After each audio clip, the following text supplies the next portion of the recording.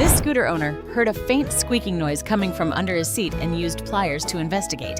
Deep inside the tangled wires, he pulled out a messy nest containing 6 tiny, hairless, newborn sugar gliders. Realizing they wouldn't survive on their own, he carefully rescued them and spent days hand-feeding them warm milk from a tiny syringe. With a lot of patience, the bald babies finally grew soft fur, developed their black stripes, and learned to cling to his fingers like little rings, even befriending a curious cat.